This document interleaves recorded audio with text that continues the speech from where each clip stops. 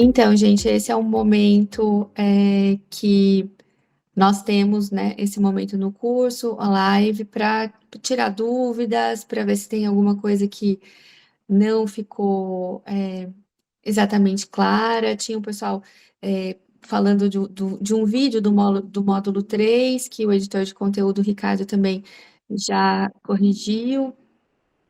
E eu queria ouvir. Oi, bom dia, Ana, tudo bem? E assim, é muito conteúdo, né? Muita gente perguntou por que que você não fez do TikTok, WhatsApp, porque é um mês de curso que normalmente é um curso que é dado em um ano. Então eu tive que elencar algumas coisas, entendeu? Mas eu estou à disposição para o que vocês precisarem, entender se está sendo proveitoso, se estão conseguindo aplicar, porque são muitas mensagens, né? Eu leio todas, uma a uma. E eu leio todas e quando são dúvidas recorrentes, eu anoto, porque depois, nesse final de semana, eu vou deixar ainda um material para vocês disponibilizado, né?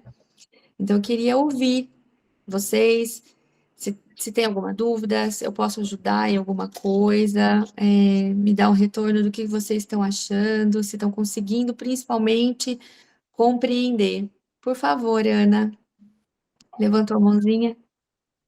Eu queria, nessa oportunidade, te perguntar o que você aconselharia, por exemplo, para quando a gente fizer os formulários, tipo, quando a gente for fazer uma entrevista, tipo survey, como é que a gente faria essa acessibilidade? Assim? O que que você recomenda?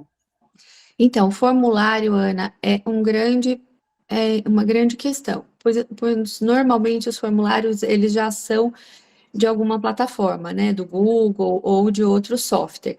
Mas no Google, por exemplo, tem uma função quando você vai fazer o formulário lá em cima, né, naqueles três pontinhos do lado direito, configurações de acessibilidade e a pessoa, o leitor de tela consegue. Agora, se você colocar como imagem, aí ele não consegue. Se você colocar as perguntas normais, sabe?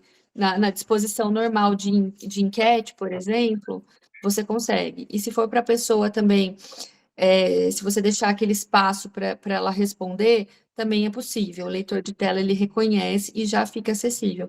Agora, se você colocar, por exemplo, tem pesquisas que são, ou perguntas que tem alguma imagem, como gráfico, infográfico, aí você tem que colocar um alt teste.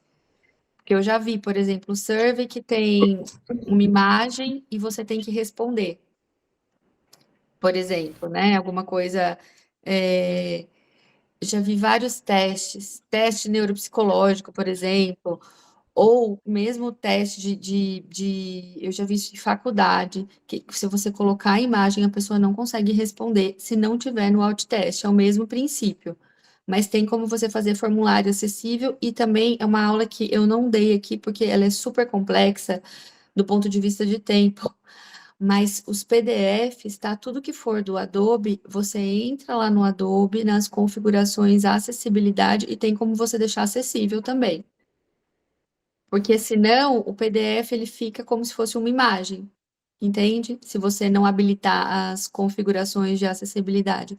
Por isso que um dos grandes problemas, nós temos um colega no curso, jornalista também lá da BBC, o Gustavo Torniero, que é do Movimento Web para Todos.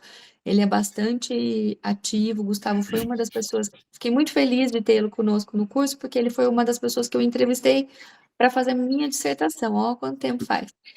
E ele trabalha, né, ele é consultor de acessibilidade e olha que ironia, um dos textos que é da González Perea, que é uma pesquisadora, né, espanhola, sobre a responsabilidade dos jornalistas em produzir conteúdo acessível, é um texto acadêmico e tem a opção de, em espanhol, né, escuchar, mas não estava escrito de uma maneira, não estava disponibilizada essa informação do escutar de uma maneira que ele pudesse, que o leitor de tela reconhecesse. Então ele não conseguiu acessar o conteúdo. E aí ele entrou em contato comigo, a gente fez de outra forma e tudo, mas assim, não é tão simples, né? Porque assim, mesmo um texto que tinha acessibilidade, ele estava numa outra plataforma, então o PDF estava acessível, mas quando você entrava pela plataforma, a funcionalidade de acessibilidade ela estava escrito, entende? Ela estava escrito no cabeçalho como se fosse uma imagem. Então o leitor Compreendi. de tela não conseguiu decodificar. Tá, eu vou mais para frente consultar, então, porque eu vou fazer uma pesquisa em survey, só que eu vou programar, eu não vou usar nenhum desses prontos, tipo o Google. Ah, você vai criar Isso, eu vou um criar. formulário. E aí eu estou preocupada com essa questão da acessibilidade. Se tiver Se disponibilidade, você me puder, orientar, quiser me mandar depois que você fizer para a gente testar, tá bom? tá, beleza. Obrigada, viu? Nada, imagina. Oi, bom dia, Adriana. Vi que você entrou depois. Acho que ela não está ouvindo. E uma questão bastante importante, né, que saiu, que eu até vou responder, uma pergunta que foi inclusive do Gustavo, de diferença de acessibilidade comunicativa e comunicacional, né? Alguns alunos ficaram com essa dúvida e me perguntaram: Vocês entenderam essa diferença? A acessibilidade comunicacional se refere a você acessar um conteúdo, então você chegar no site.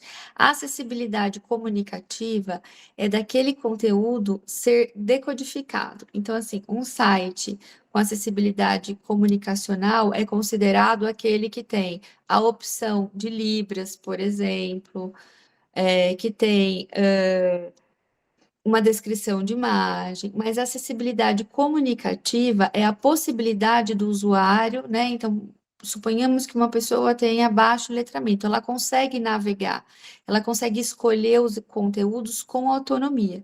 Então, a comunicativa, ela está muito relacionada ao tipo de software, ao tipo de informação disponibilizada. E a comunicacional é se realmente aquela informação está com uma linguagem clara, está com uma linguagem acessível e não apenas ao meio, entende? É muito ligada à usabilidade. Qualquer conceito, né? Os conceitos de acessibilidade é você tornar qualquer produto ou serviço disponível para pessoas com diversas características. Isso é uma coisa. Mas a acessibilidade comunicativa, quando, né, o pesquisador Marco Bonito fala sobre isso, e muito bem, é que não necessariamente apenas tornar um conteúdo deixar um conteúdo disponível é suficiente para aquilo ser acessível para determinados públicos. Então, quando a gente fala de pessoa idosa, pessoa com baixo letramento, é muito importante aí que entra a responsabilidade do jornalista de fazer um bom lead, um bom e velho lead, né? De deixar aquela informação clara, em ordem direta, né? Não colocar X ou arroba para marcar gênero neutro. É você fornecer uma informação de entre outras questões, como pluralidade de fontes, de você disponibilizar uma informação de forma clara. Então, não é só ligada ao meio, né, que você disponibiliza, ela está também ligada à interpretação que determinado usuário ou usuária pode fazer. Então, e é uma dúvida que apareceu bastante. A outra dúvida que tem sido, na verdade, não é uma dúvida, né, mas eu até é uma questão muito boa para o debate, para o nosso grupo de pesquisa. O professor Washington é da UFBA também. Eu tenho o prazer de fazer parte do mesmo grupo de pesquisa que ele faz, uma pessoa que trabalha com, né, aspectos de televisão e audiovisual há muitos anos. E uma questão que vem sendo recorrente e que me chama a atenção, queria ouvir um pouquinho vocês, que é o fato do fluxo de trabalho das redações ser muito intenso, ser muito puxado, e isso servir como um respaldo ou uma justificativa para a falta de acessibilidade. Eu trabalhei em redação quase 12 anos, eu entendo, né? Tinha uma rotina muito puxada, mas em contrapartida, se a gente analisar que pessoas com deficiência existem, se a gente pensar nos modelos de negócio do jornalismo, né, que passam por pela crise do jornalismo em geral, que passa por essa renovação de modelo de negócio, por que não pensar em conteúdos, né, para mais pessoas? Porque o que vocês entendem? Por que será que é tão difícil? Eu entendo que tem esse fluxo de trabalho, mas por que será que é tão difícil incluir pessoas que precisam de acessibilidade, pessoas com deficiência, ou pessoas com baixo letramento, ou pessoas idosas, nessas nossas audiências, né? Por que será que a gente pensa o jornalismo, é muito rápido, a gente tem muito trabalho, então isso já automaticamente na nossa cabeça é uma coisa que está vindo em todos os cursos que eu dei, eu fiquei 1 ano e meio fazendo uma pesquisa aplicada, né, de uma questão do Google News, quando eu ganhei, entrevistando jornalistas, treinando, e é, esse é o ponto recorrente, esse é um ponto que todo mundo justifica, e nos cursos com os alunos também. Queria ouvir um pouquinho vocês, o que vocês entendem sobre isso? Por favor, Washington. Bom, bom dia. Mais do que, além de a satisfação para mim, a Bom participação, dia. inclusive porque sei do esforço e do mérito alcançado por Carla com a realização da pesquisa, agora eu trabalho no doutorado e, consequentemente, esse curso. E, da minha parte, eu tenho interesse particular, né, porque vejo isso como um problema em relação. E vejo um problema em relação à educação e vejo como um problema também no próprio processo de ensino, né, porque você não consegue, você não tem, assim, você tem alguns elementos que se relacionam hoje à formação e que a mudança sobre vários aspectos, né, da própria perspectiva da sociedade, a compreensão do que é a questão da acessibilidade, ela impõe, né, como contingência para que você, na formação de jornalistas, acrescente novos aspectos. Carla tocou na questão que está relacionada, que, inclusive, que é o próprio trabalho, né, vocês imaginam, são capazes de imaginar, pelo menos quem é da área do jornalismo, né, o que seria você... obviamente que é importante, né, porque se a gente conhecendo a realidade de emissoras fora do Brasil, e no caso do Brasil, as emissoras públicas, as emissoras que são vinculadas às emissoras institucionais, você tem um acesso, né, às informações. É até interessante quando a gente tem hoje a circunstância em que as emissoras comerciais, elas exibem, sei lá, uma sessão do Tribunal, do Superior Tribunal Federal.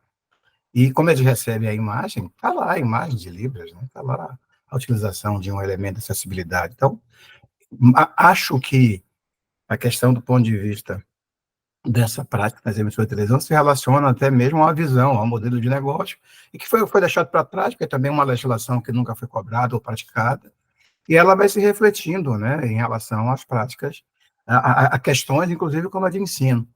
Mas, na verdade, Carla, a observação que eu ia fazer, e até, que até você mude de assunto, é voltar para algo, né, que a gente até já discutiu em outra oportunidade, que é a questão de quando a linguagem deve ser clara e acessível, que aí você fez a referência um pouco, né? Na verdade, as regras elementares do que é um texto para ser compreensível, né? Não adianta você ficar falando sobre... Não, é isso. Mas aí me pareceu agora um negócio, não tome como provocação, porque não é, né? Mas, assim, nessa sua experiência, inclusive nessas atividades que você está desenvolvendo, de treinamento, de capacitação e tal, como é que aparece? Porque aí a discussão que vai para um campo, que é o campo do campo identitário, né? Quer dizer, quando você diz, olha, a linguagem neutra, ela não é adequada porque ela não permite a acessibilidade, né? Né? A pessoa... Aí, era um pouco, no fim das contas, ouvir um comentário seu em relação a essa experiência que você está vivenciando, né, que é de promover essas atividades de treinamento, e como as pessoas reagem a isso, porque eu fico pensando, assim, num contexto em que está estabelecida hoje essa realidade, discutir questões como em que uma delas é a questão identitária, né, quer dizer, vai parecer uma blasfêmia, né, vai parecer uma blasfêmia, porque aí as pessoas, eu acho que, para mim, a questão é a perspectiva, né, de quem discute, né, quer dizer, e aí vai levar para um outro caminho que não é, pelo menos a mim, né, não me interessa, mas acho que é um registro, ou pelo menos querer ouvir a sua opinião é uma forma de entender como essa discussão se dá em uma outra dimensão, que sai do contexto da busca da acessibilidade. Olha, professor Washington, eu acho que a primeira coisa, prazer é tê-la aqui com a gente. Eu tenho aprendido muito. Muito, muito, muito. Eu acho que esse 1 ano e meio treinando. Desculpa, tá passando um carro de som na rua aqui. Treinando as pessoas, quem está aprendendo sou eu. Muitas coisas que eu imaginava, assim, cada pessoa tem uma história. Vou contar um pouquinho da minha. Minha mãe é assistente social, minha família tem muitos professores, minha família é de imigrantes italianos, então eu vim de uma família onde estudar, de uma família muito pobre, e onde estudar foi o que mudou a vida da possibilidade, por exemplo, do meu pai, dos meus tios, de, né, ter uma vida, enfim. E como eu sou neta de alguém que veio de guerra, que carrega, né, várias coisas, sempre, na minha família, por exemplo, meu apelido é Preta, porque eu sou a pessoa mais que tem cabelo escuro e tal. Meu pai é loirinho de olho claro e tal. Então, sempre me chamaram assim desde criança. E minha mãe é assistente social. Então, desde criança, né, e professora, então, assim, sempre convivi com pessoas meus irmãos, para mim, essa questão de acessibilidade identitária sempre meio que foi muito natural, porque os, o jeito que eu cresci sempre foi brincar. Minha mãe trabalhando em bairros muito simples de vulnerabilidade, a gente brincava com as crianças de bola, brincava, brigava, enfim, cresci num ambiente bastante plural de diversidade. E um dos meus irmãos, né, eu tenho um casal de irmãos gêmeos, meu irmão teve um atraso no parto, ficou com uma deficiência motor e tal. E isso já me fez ter esse interesse, né, desde sempre, e sempre gostei muito de tecnologia e ciência, fui estudar ciência e tecnologia, fui aluna de iniciação científica, PIBIC, trabalhei 3 anos no CPQD, sempre em pesquisa, na época era TV digital, e a gente falava, nossa, um dia vai ter uma máquina que fala, que você vai falar, uma televisão, e vai ter o comando, e as pessoas falavam que a gente era louco, eu e uma amiga minha, nossa, porque isso vai avançar e tal. E não faz tanto tempo, faz 22 anos, né? Eu tenho 43 anos, eu tinha 20 e poucos anos. Nessa questão de gênero, o que eu explico, né?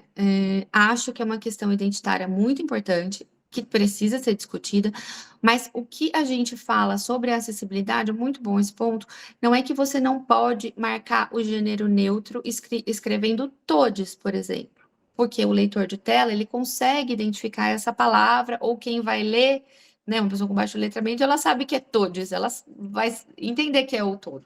Agora, o que a gente não pode, por exemplo, é colocar um X ou uma arroba, porque daí o leitor de tela não identifica a palavra, né? E muitas pessoas também não conseguem entender, né? Você pega uma pessoa de, sei lá, de 80, 90 anos, você coloca uma arroba ali, a pessoa muitas vezes não consegue entender que aquilo está relacionado a uma questão de gênero. Então, na minha perspectiva, essas questões de gênero são sim muito importantes, porque a palavra, o jeito que a gente se coloca no mundo, o jeito que a gente se expressa, né? A própria maneira de falar pessoa deficiente ou pessoas com deficiência, né? Foi estabelecida numa convenção da ONU, tem um porquê, né? Então tem uma história por trás de tudo, e as pessoas têm suas próprias histórias. E a questão de identidade de gênero é uma questão de identificação, de alteridade, né? Que a pessoa se sente pertencente a um grupo, então eu acho, isso é minha opinião pessoal, muito importante que tenha, mas ao mesmo tempo, para pessoas que não conseguem entender, né? Ele tem que estar de uma maneira mais similar ao que se é falado, porque senão as pessoas não vão entender, né? E quando a gente trata de uma tecnologia assistiva, nem é uma questão de entender ou não. A tecnologia simplesmente não decodifica, né? Então, é sempre uma questão. Então, essa pergunta, assim, ela é muito capciosa e ela veio em uma boa hora, porque muita gente, é até uma coisa que eu vou colocar melhor nos materiais, né? Que não é não usar o gênero neutro, não é usar, porque está escrito não usar X ou arroba para marcar gênero neutro, mas não está escrito, por exemplo, que você poderia usar o todes, que o leitor de tela lê. Então, assim, isso é bem lembrado e mais uma que eu tenho aprendido. Mas o que eu mais aprendo e que eu aprendo e que é um exercício para mim, por conta da minha história, tentar entender alguém falar assim, não, mas a gente não tem tempo. Eu entendo que não tem tempo, mas é a mesma coisa de você falar assim, olha, então a gente não tem tempo, a gente não vai colocar mais com foto, porque não dá tempo de ter fotógrafo. É mais ou menos isso, você está excluindo muitas possibilidades. Então, quando se trata de acessibilidade, se trata de pensar em um projeto.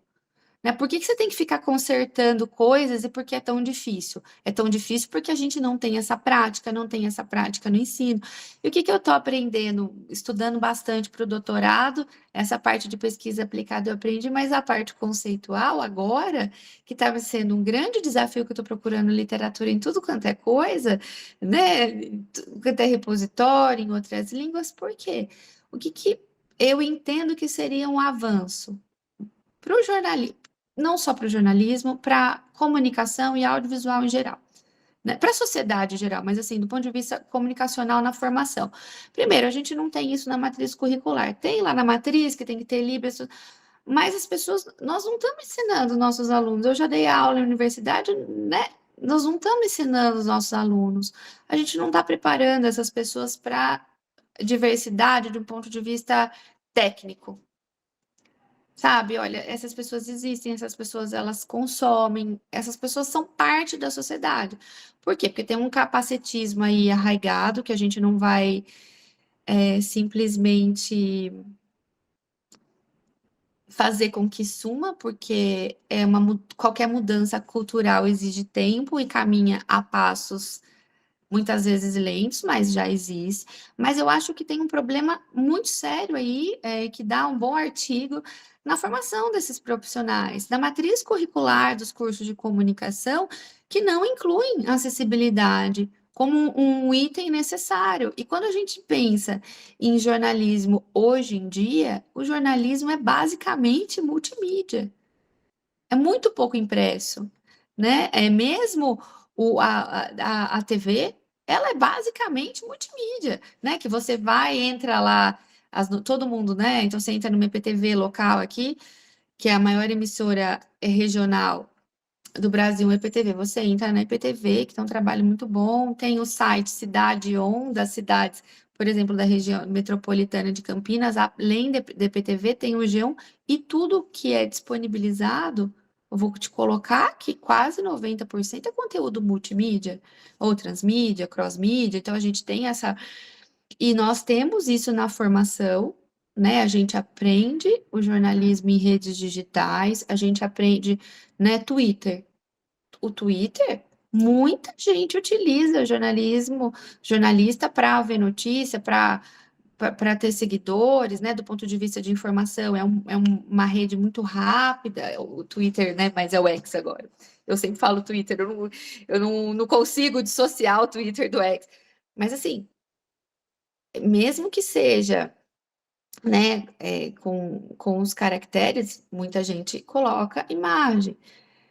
E aí, isso não vai ficar acessível? Então, a gente tem essas discussões, a gente fala muito de tecnologia, do funcionamento das plataformas, a gente discute e acho importante que isso seja discutido, mas muitas dessas plataformas, inclusive, têm as funcionalidades habilitadas e a gente tem uma dificuldade de fazer essa junção, né? E é tão difícil isso que quando eu ganhei a premiação para implementar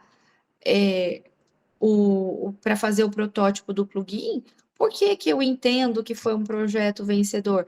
Pela dificuldade de, tecnicamente, você considerar as rotinas das redações, né? Então, a rotina da redação, com uma questão tecnológica de publicador. Como é que você integra isso?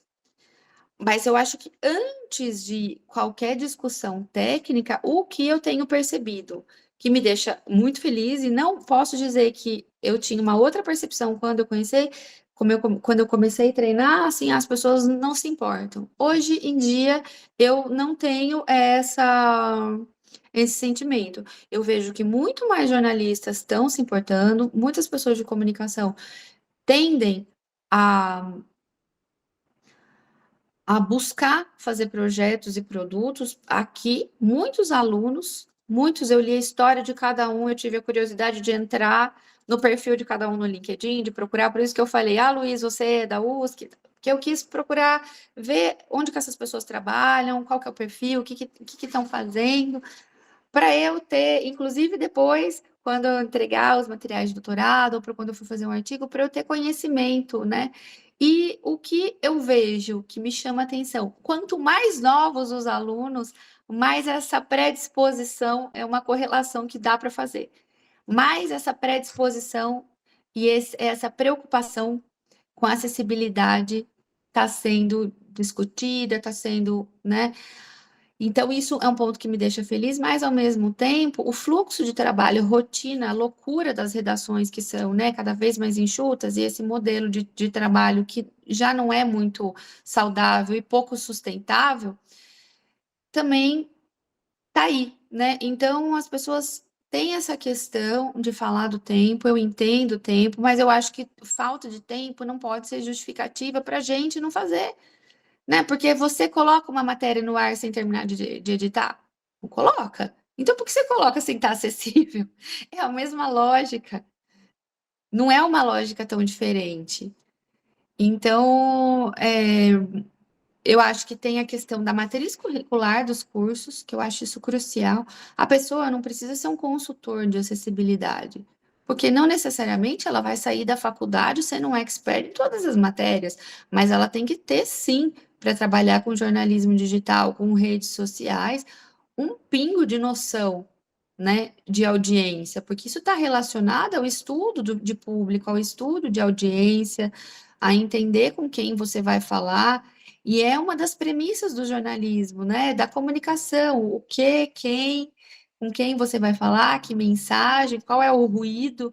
Então, quando a gente fala de falta de acessibilidade, não é o ruído, é uma barreira, né? Então, são aprendizados, né? E essa questão eu não sei, na verdade. Obrigada, Washington. O professor Washington está dizendo aqui que ele mandou. Depois eu vou compartilhar com vocês lá na plataforma uma. Eu li essa notícia que eles estão criando uma central de acessibilidade, né, em Salvador, a prefeitura. Mas a prefeitura de Salvador, ela eu acho assim, a comunicação já é uma comunicação bem mais avançada, né? Então você vê as coisas quando tem campanha de dengue, campanha disso, o baiano é o baiano, né, gente? Eu morei muitos anos na Bahia, tenho um carinho enorme, assim, já morei em um monte de lugar, mas assim, a Bahia é um estado diferenciado em muita coisa, né? Então é muito rico culturalmente, e isso eu acho que também resvala na comunicação que é feita, né? Então, porque a comunicação nada mais é do que a cultura de um lugar sendo exposta, né? E ali tem a prefeitura tem muitas iniciativas em Salvador de acessibilidade. Apesar de que Salvador do ponto de vista arquitetônico, é uma cidade muito pouco acessível, né, para cadeirante, porque pela topografia, pela forma como que mistura, né, muita construção antiga, histórica, então ela é bem pouco acessível, né? Mas Passeios também são terríveis. Oi? Os passeios também são terríveis. São. Vocês sabem o que é passeio? Eu aprendi quando eu morava em Salvador. Muitas cidades falam passeio. Passeio é calçada.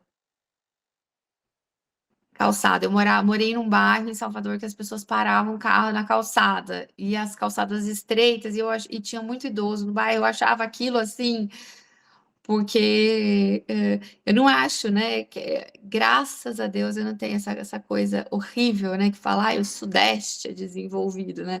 Não, a pessoa acha que ela é melhor porque ela nasceu no Sul, no Sudeste, né? Ela acha que ela é mais avançada, porque nasceu no frio, na verdade, não no calor, né? Então, essa é uma perspectiva muito ruim. Mas o que eu vejo de diferença? É que aqui as multas são mais firmes, entendeu? Então, assim, não é tão comum assim. Por exemplo, a minha cidade natal, Araras, a calçada ela é padronizada, senão você toma uma multa. Não é uma escolha você não fazer a calçada. Se você tem terreno, você tem que fazer. Porque senão a multa é bem alta. Então aí funciona. Não funciona porque a pessoa está no sul, funciona porque se ela não fizer, se ela descumprir a regra, ela vai ter que arcar financeiramente, né? Então é uma regra que funciona, acho que não pelo bom senso, e sim pelo custo, né? Não é só pelo custo, é pela consequência, né?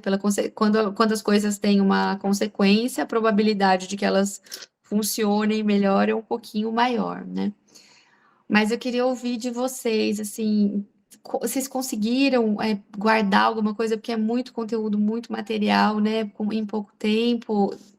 Tem alguma coisa, por favor, Adriana, alguma coisa que eu possa ajudar vocês em algum outro projeto, assim, que eu posso explicar? Vocês estão montando alguma coisa de acessibilidade na faculdade? Está montando algum material, algum site, tá? Se vocês precisarem, algum projeto, vocês podem contar comigo. Por favor, Adriana.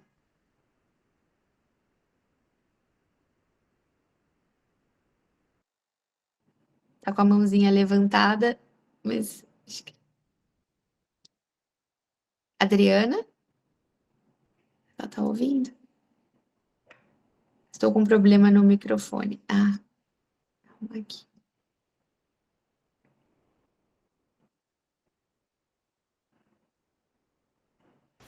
Ou então, enquanto a Adriana vai arrumando o áudio, eu vou falar da minha experiência. Eu tenho feito muito no Instagram, assim, né? A descrição Uhum. das imagens. E eu vi que isso é uma prática mesmo, porque é desafiador quando você começa a fazer, né? De repente, às vezes eu vou lá e reedito, porque eu falo, não, então ficou bom.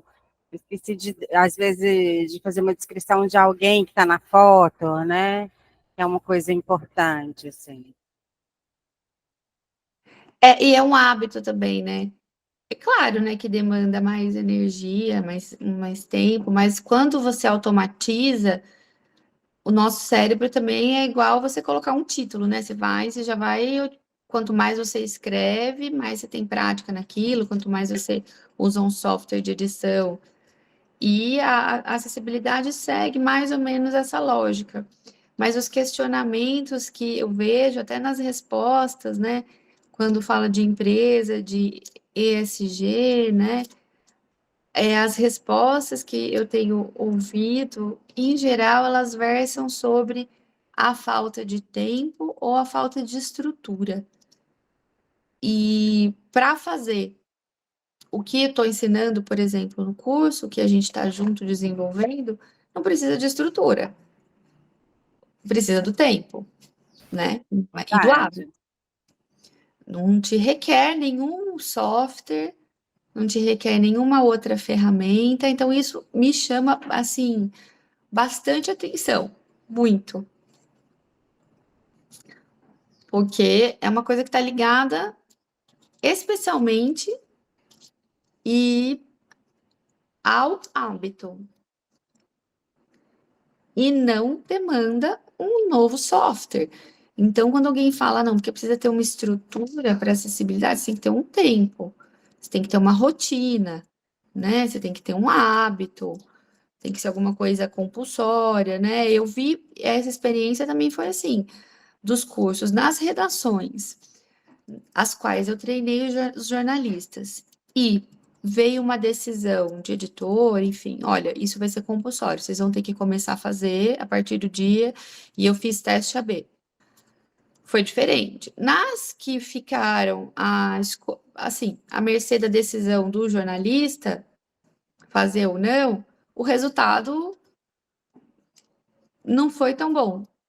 Mas mesmo nessas que era opcional, né, que não foi uma decisão assim compulsória, tenho uma pessoa, por exemplo, da EPTV, ela começou a fazer, montou um site, depois eu posso passar, explicando coisas sobre acessibilidade, e agora ela ensina os colegas a fazer E aí decidiram, depois de 8 meses, que a menina ficaria responsável por fazer isso, que o trabalho dela seria fazer, ao invés de fazer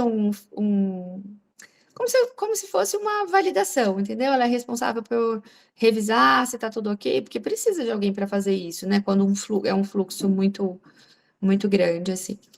Então, além de tudo, quando a gente fala de acessibilidade, também é uma oportunidade de trabalho, né? Pode ser uma oportunidade de você construir uma carreira, de você construir, de ter alguém, né, especialista nisso, assim como a gente tem um editor de áudio, editor de vídeo, a gente pode ter um especialista em acessibilidade. Mas a ideia é que seja para checar, porque imagina uma pessoa fazer, sei lá, 60, 80 fotos por dia, 80 descrições de imagem por dia, mais não sei quantos vídeos, fica inviável, né? Então, tem que ter alguém que cheque. Funciona assim, por exemplo, onde funciona muito bem é na BBC, que eles cumprem os requisitos de acessibilidade de uma maneira. Aí, quando eu falei isso no curso, falaram: ah, mas eles têm dinheiro. Tem dinheiro, mas também tem a cultura. A cultura não é uma coisa ligada ao dinheiro, é uma coisa ligada ao hábito, né? Você vai construindo aquele hábito, então não é dinheiro. Por favor, Ana. Bom, uma das partes que eu achei mais desafiadoras, talvez eu não compreende tanto, se eu pudesse falar mais um pouco, é a questão do esquema de cores, sabe? Eu achei um pouco complexo. Ana, as cores, elas são um sistema. É assim, definir as cores é complexo, mas a gente também tem os softwares que podem fazer isso. Por que é complexo? Porque depende, né, de como está calibrado cada tela, né? Às vezes tem uma diferencinha de cor. E isso é bastante complexo, mas a gente tem os softwares que checam, né? Quando a gente fala em acessibilidade, a gente já tem o software, já tem um padrão. Então, por exemplo, quando você pega um site da Folha de São Paulo, por exemplo, do Correio da Bahia, das TVs, o jornalista nem precisa ter essa preocupação. Mas quando você for criar um gráfico, um infográfico, se você fizer ele todo cinza, vai ficar difícil. Se você usar muito vermelho, né? Então, a questão das cores, ela é teste, depende do que você vai fazer, entende? Depende muito da construção que você vai. Do que você for construir, né? Porque não tem como. Você ficou na dúvida do quê? De como calibrar ou de como.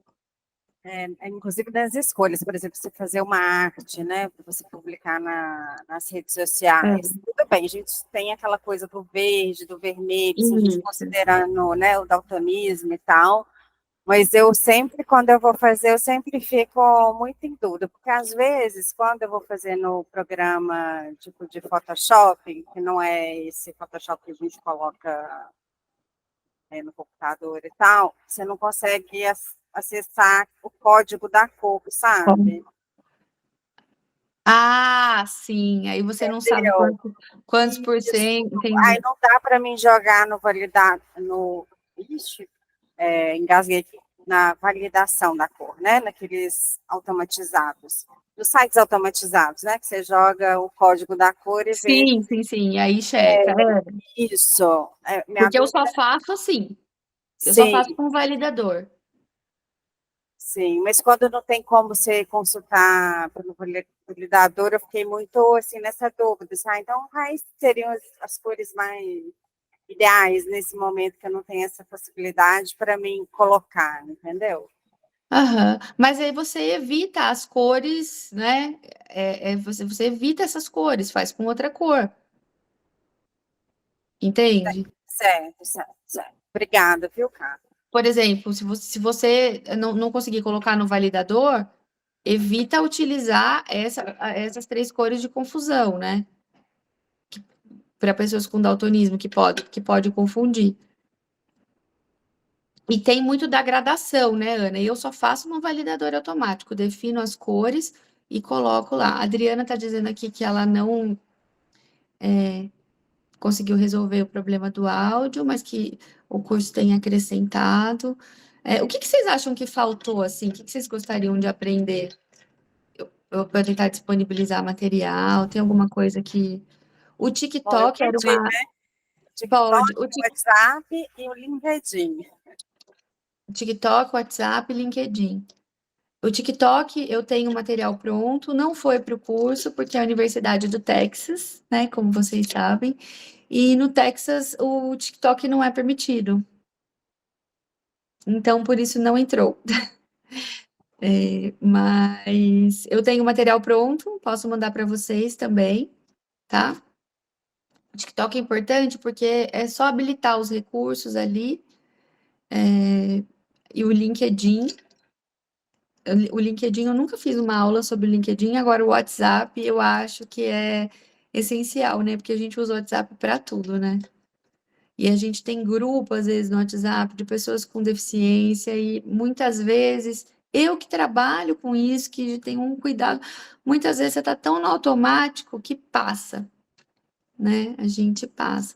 Mas o WhatsApp tem uns recursos de acessibilidade também, o LinkedIn também, e o LinkedIn a gente pode usar alguns recursos já, né? Por exemplo, o alt teste, a descrição das imagens, a questão do gráfico, infográfico, isso não varia muito, né, da plataforma, mas lá tem como você habilitar alguns recursos de áudio e vídeo. Então, Carla, e nesses programas, igual a gente está fazendo aqui no Meet, tem como habilitar acessibilidade quando você está fazendo um ao vivo, assim, numa reunião como essa, por exemplo? Tem recurso de acessibilidade, sim. É só ir em configurações e aí já tem. Por exemplo, não tem Libras, essas coisas, mas o que que é possível fazer? Suponhamos que a gente vai fazer uma reunião que eu sei, né? Eu perguntei, né, no curso. Quando a pessoa vai escrever, tem alguém com deficiência visual? Então, eu já sabia que eu tinha um aluno com deficiência visual, né? Eu já sabia. Então, quando você for e não souber quem é sua audiência, é sempre importante a gente fazer a nossa descrição, né? Então, assim, você vai entrar com 4 pessoas, você tá vendo as pessoas, você tá vendo que não tem ninguém com deficiência? Não tem meio que sentido. Mas quando você for dar um curso, dar uma palestra, apresentar um trabalho num congresso, é super importante. Primeiro fazer sua descrição, né? Quando for uma reunião aqui, você pode usar o Hand Talk, que tem os avatares.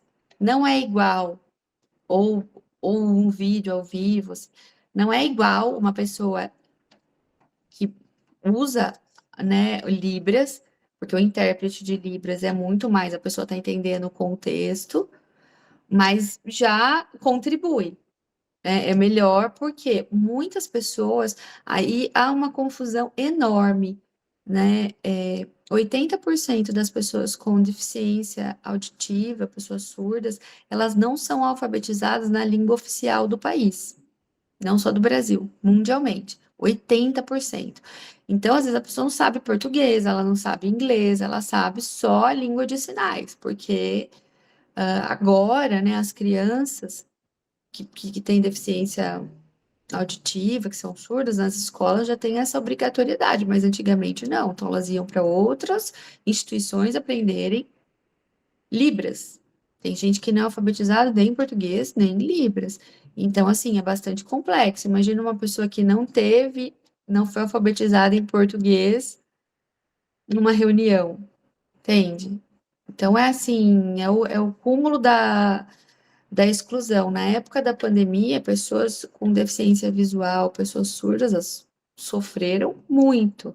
Além de isolamento, você não saber como coloca a máscara, né? Ah, coloque a máscara, passe álcool gel na mão, faça isso, faça aquilo. É tudo visual, né? Então, é, Quando a gente pensa em acessibilidade, eu acho que é mais pensar em gente, sabe? Em geral, assim, pensar em gente. Nossa, tem outras pessoas, tem outras possibilidades, tem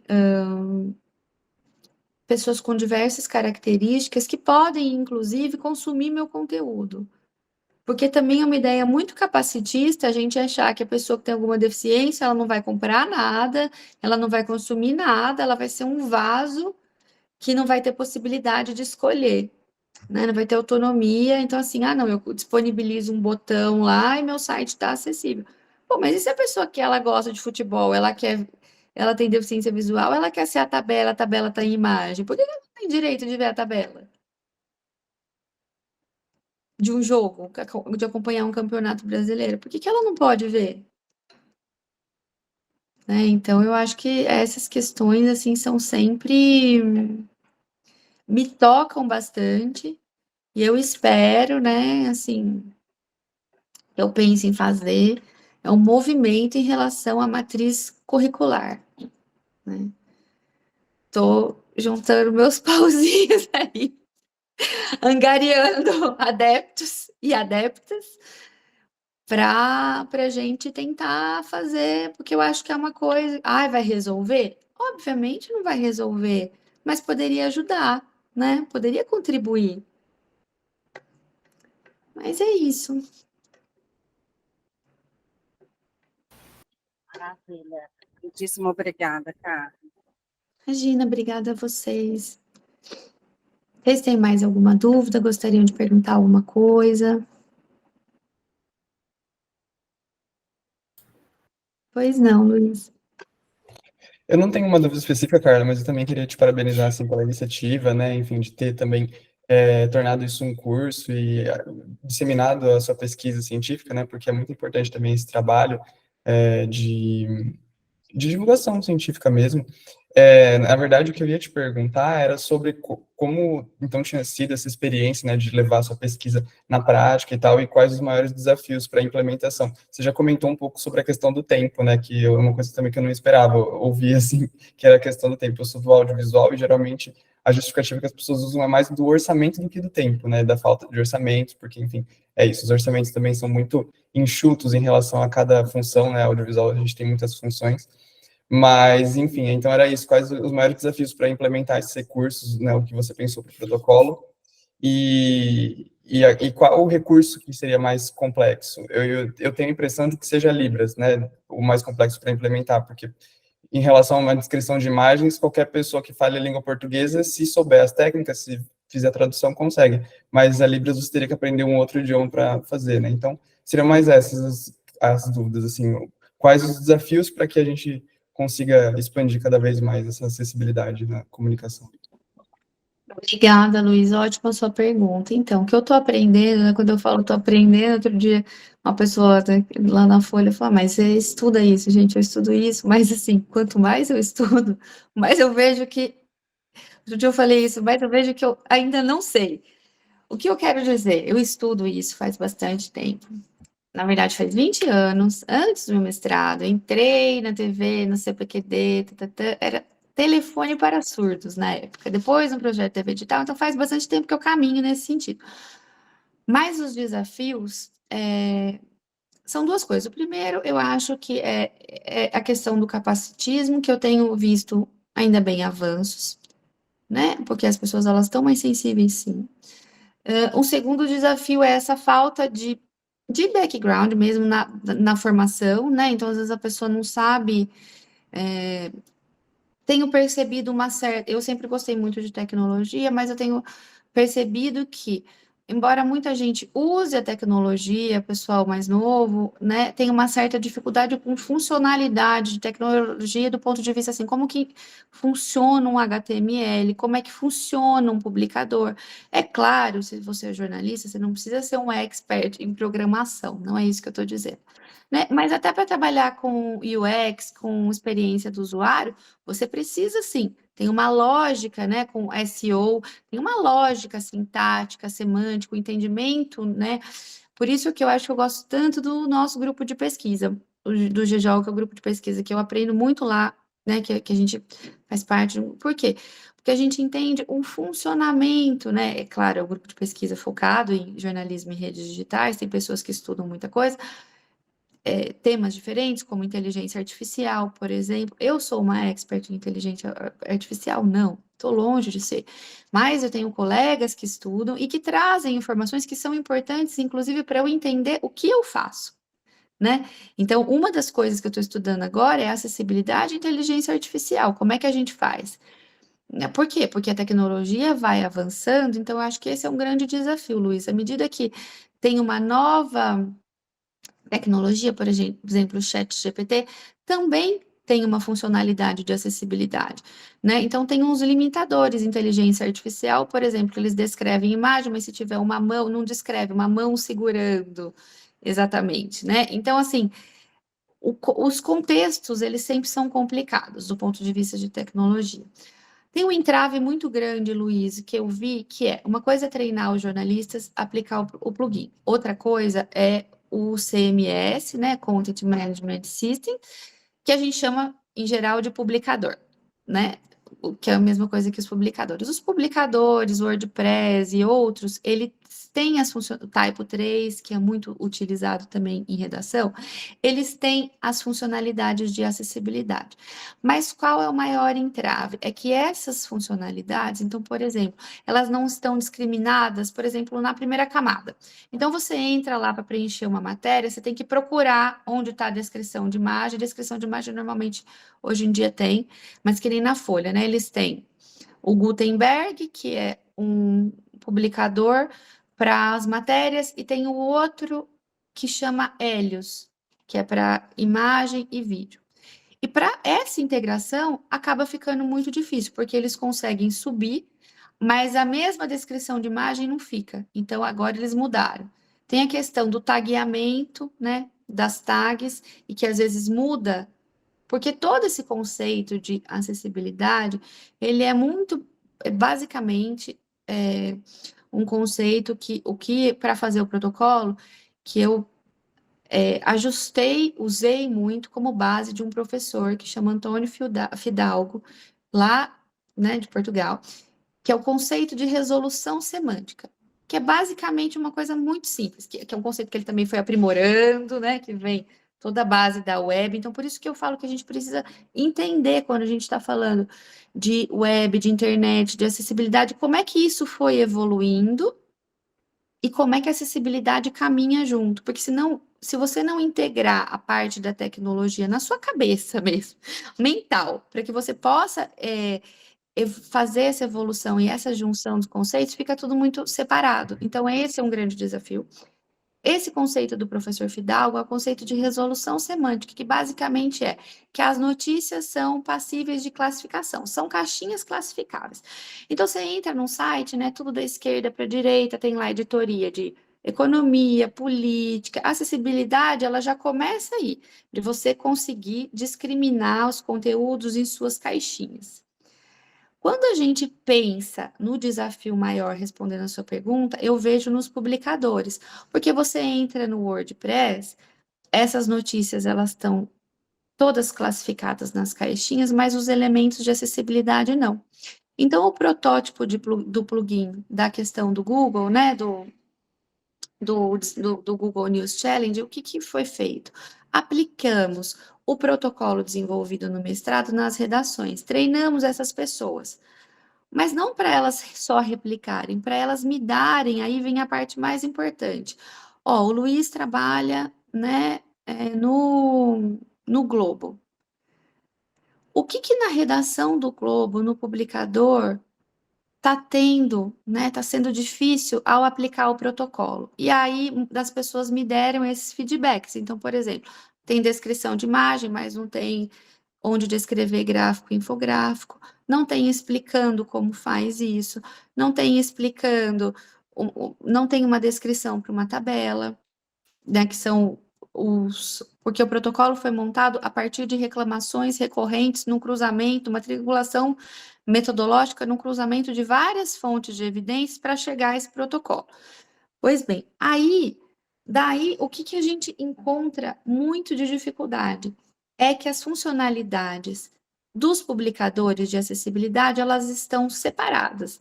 Então, o jornalista fala, não tenho tempo. Por que ele não tem tempo? Porque ele tem que procurar.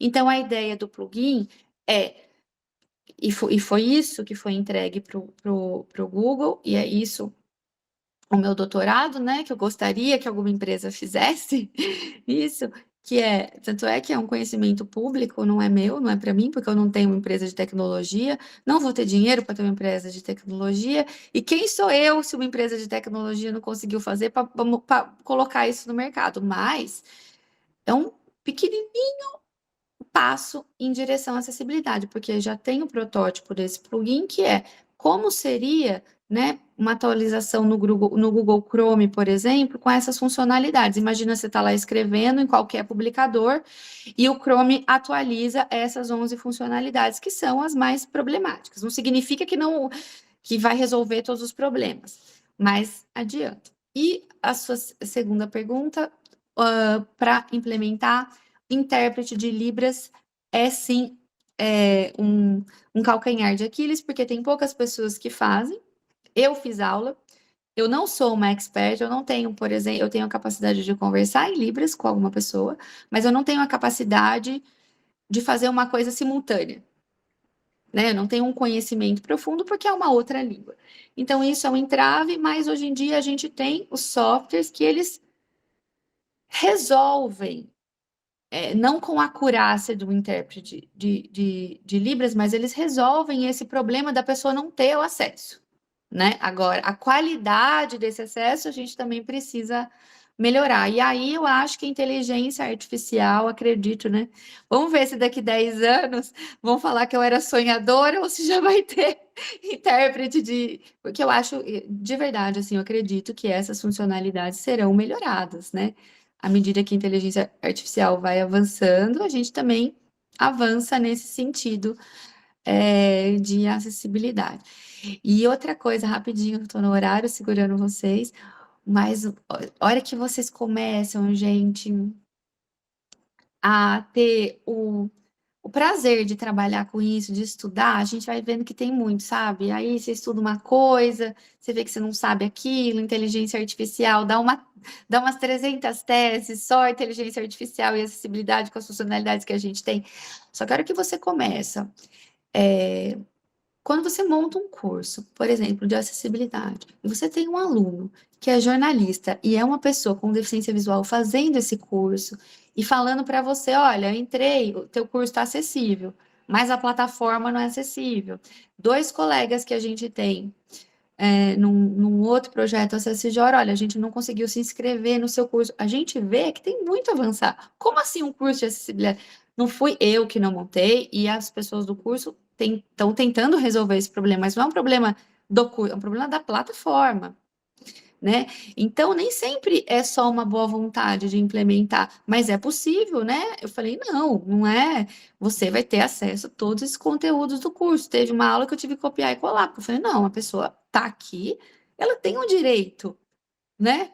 Como assim? Eu abri um curso de acessibilidade, agora a pessoa vai fazer o curso ou vai faltar material para ela? Não vai, né? Mas se a gente pensar enquanto sociedade, a gente tem muito a avançar.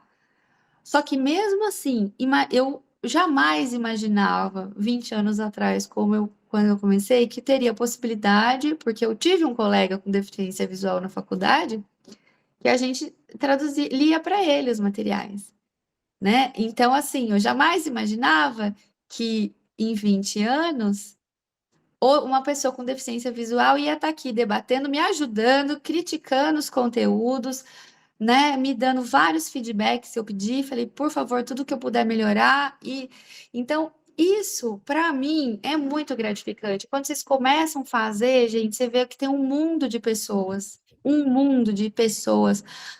muito inteligentes, né, muito melhores do que eu em acessibilidade. Espero que venha gente muito melhor que eu, sabe? Do ponto de vista que eu digo melhor, não de inteligência, né? Porque isso cada um tem a sua e o nosso cérebro é plástico, né? Cada um vai até, não tem limite para o potencial humano. Mas eu espero que venha outra Carla mais nova e fala, nossa, ela fez esse protótipo de plugin aí, mas isso daí não é nada. Ou que veio um cara desenvolvedor muito bom, isso daí ela poderia ter resolvido com tal. Eu tenho esse sonho ainda, sabe? De aparecer alguém muito inteligente das empresas de tecnologia porque é um gargalo, né? Tanto é que mesmo no Google é um gargalo que a gente está tentando aí, e que venha alguém que consiga dar mais 1000 passos à frente e falar, olha, isso que ela falou foi até importante na época um pouquinho, mas agora não faz mais sentido. Agora a gente tem um publicador tipo Alexa, sabe? A gente fala e acha a funcionalidade, por que não, né, gente? Mas é isso. Vou deixar agora, passei um pouquinho Carla, do só não, eu quero fazer, Carla, eu só quero Claro. fazer um breve comentário, 2 breves comentários. Primeiro, agradecer a você por essa oportunidade. A natureza, a gente já participou, né, teve a oportunidade no grupo de pesquisa, mas eu acho que agora tem uma base mais ampla, né, até porque você reflete mais a própria experiência, como você está dizendo, obrigado, acho que é um esforço. Espero que você consiga progredir. Da minha parte, do que eu posso até tentar ajudar a divulgar. Não sei se Eder te procurou para Obrigada. fazer aquele curso lá, como eu sugeri a ele, fazer no G1 aqui. Eu só queria fazer 2 comentários, na verdade, que eu espero, primeiro, justificar o link, já que vocês se comprometeram a compartilhar com o pessoal. Eu mandei o release da prefeitura, mas o que é interessante, eu vi, na verdade, como notícia, e vi como notícia do jeito que a gente vê nas emissoras de televisão, né, sem nenhuma particularidade. Mas o que eu achei interessante é que essa central, que a Prefeitura de Salvador organizou, ela está capacitada para treinar pessoas em Libras e audiodescrição. Quer dizer, é uma dimensão, né, que sai, e acho até, e não entendi isso, mas parece que é algo voltado para o atendimento, para a prestação de serviço. Né? Sim, pelo que eu entendi. Transcende esse limite agora, quer dizer, é a caracterização do que é acessibilidade e acessibilidade nesse sentido comunicacional, né? Transformar as pessoas em aptas a utilizarem os recursos que a tecnologia pode oferecer. E uma outra coisa, e eu concordo com você em relação ao ensino, é preciso encontrar uma saída, porque aí são vários problemas, eu digo pela disciplina que eu ministro lá na graduação, a gente tem, historicamente, e eu só vou citar, a gente tinha problema com aliás, tem problema com fonoaudiologia, imagine. Você trabalha com algo que é ligado inicialmente a jornalismo e televisão, agora é multimídia, mas você não tem dentro da estrutura. A universidade é recente, a universidade ter um curso de fonoaudiologia e com professores que trabalham com essa área, né, de produção audiovisual. E a outra que nos cursos da UFBA, a partir de um determinado momento, que eu não vou precisar agora, há a oferta, eu não me lembro também quantos semestres, de disciplina de Libras. O aluno, a partir de determinado momento, aspas, né, ele é obrigado a frequentar, mas aí cai na observação que você faz, né, quer dizer, de que maneira você aplica isso? Entendeu? Como é que você transfere isso para a sua área de graduação, entendeu? Então, tá lá, o aluno faz, sei lá, a minha época já era muito mais distante no tempo, a gente tinha que cursar uma disciplina chamada EPB, Estudo de Problema Brasileiro, que é um currículo que refletia muito o que é a ditadura militar. Eu fiz um curso que a base era um currículo de 68, 69, e por muitos anos. A gente, na verdade, lá na faculdade, a gente acabou em 96, quando nós fizemos uma reforma da estrutura curricular dos cursos de comunicação, do curso de comunicação, que é habilitação em jornalismo, e criamos produção em comunicação e cultura. Neste momento é que nós retiramos da grade curricular EPB. Então, essa dinâmica do processo não é nem para... Eu entendo perfeitamente o que você falou. É a cultura. É como o exemplo que você deu do BBC. É a cultura. Né? Então, você tem até a oferta, no caso. É letras, é o estudo de letras quem oferece disciplina. Tem várias turmas, porque os alunos, a partir de determinado momento, como eu disse, eles são obrigados a fazer, não lembro agora quantos semestres, é uma carga horária até pequena, na comparação com a média das disciplinas que tem 4 horas semanais. Aliás, são 2 horas semanais. Mas aí, como é que você transfere isso para o curso? Eu já tentei, já propus aos meus alunos das disciplinas que cursam comigo, disse, vamos fazer o seguinte, vamos fazer um programa, vamos fazer um telejornal, né? Que é um modelo de trabalho com jornalismo. Então, vamos pegar lá um colega seu lá de que cursa Libras, mesmo que seja estudo de letras, e vamos adaptar. Vamos fazer a janela de Libras. Claro que os meninos não fazem, né? Então, já fica o desafio de, sei lá, agora, pensar em alguma coisa que eu possa fazer de atividade de extensão, que aí transforma em algo que articule mais. O menino que está fazendo Libras lá de letras, o menino de fonoaudiologia, o menino de design audiovisual, o menino de ciência da computação, que é programação, e, finalmente, o menino de jornalismo. né, que vai ser beneficiário dessa confluência e, ao mesmo tempo, a associação com os de outros cursos vai permitir ter uma visão que é mais ampla, né, do processo. Mas, enfim... Porque eu vejo isso, viu, professor? Eu vejo essa dificuldade até de entender quando estava explicando, por exemplo, a questão, né, de jornada do usuário, né?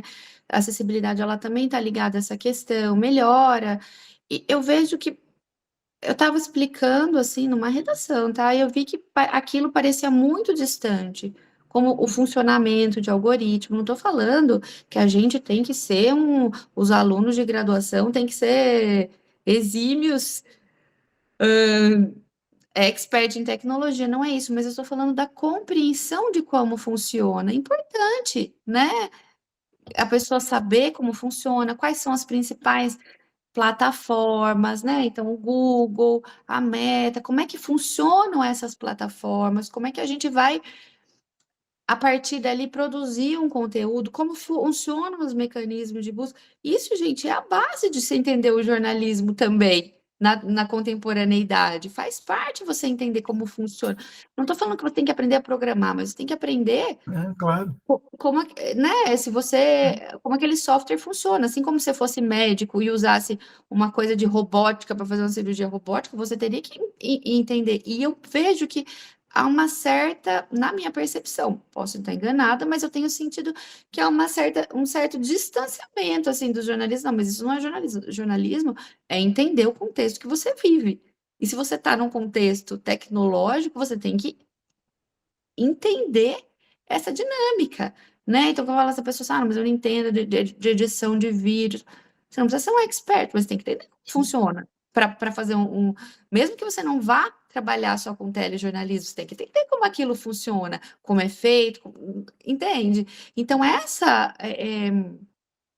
lacuna eu tenho visto, inclusive, de gente que veio de lugar de boa formação. Assim, curso considerado bons cursos, boas universidades, É né? o caso do nosso curso aqui, né, que está de jornalismo, que está entre mais bem avaliado do país, mas se você for procurar, tem lacunas enormes. Tem lacunas enormes, né? Enfim. Como dizia minha avó, mas a flexão do verbo é se formar. Que o aluno tem que estudar? Tem, mas, poxa, se você também não dá oportunidade, eu brincava com isso, né? Minha avó faleceu, mas eu brincava muito com ela, falava que vocês têm que estudar e tal. Ela, na cabeça dela, coitada, autodidata, então ela achava que todo mundo que estudasse, se você quisesse você estudar, você aprendia. Sim, se você quisesse estudar, você aprende, mas desde que você tenha uma disposição para aprender, né? Uma disposição para aprender, e antes da disposição, associar aquilo ao seu cotidiano, ao seu ambiente de trabalho, à sua vida, né? Ou seja, eu vou usar isso para eu executar o meu trabalho, é importante que eu saiba isso, né? Mas é isso. Alguém tem mais alguma dúvida? Então é isso, queridos. Que bom, queridos, queridas, que bom conversar Tchau, com vocês Carla. nesse Tchau, Ana. dia. Prazer conhecer, Luiz, Adriana, que Tchau, você está ouvindo. prazer. Tchau. Bom Boa dia, sorte para viu? vocês. Um abraço. Bom dia, um abraço. Tchau, tchau. Tchau, um abraço. Obrigado, tchau, tchau.